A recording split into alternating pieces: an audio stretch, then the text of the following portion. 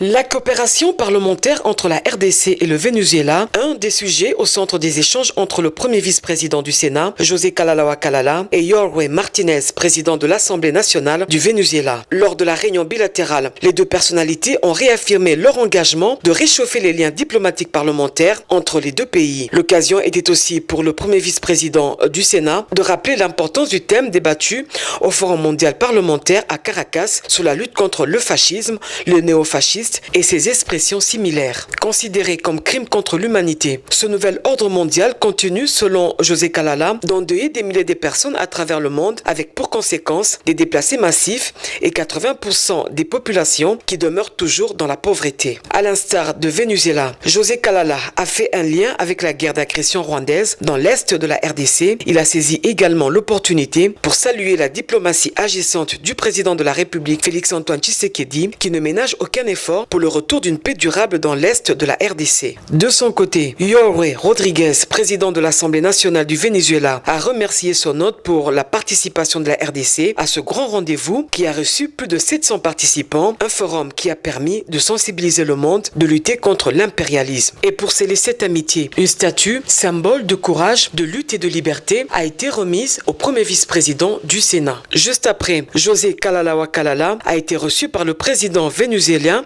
Nicolás Maduros Moros, qui a félicité la RDC pour sa participation à ce forum international de haut niveau et son rôle qu'elle devra désormais jouer dans le renforcement du dialogue parlementaire mondial pour soutenir les causes justes et promouvoir les valeurs de liberté et de démocratie.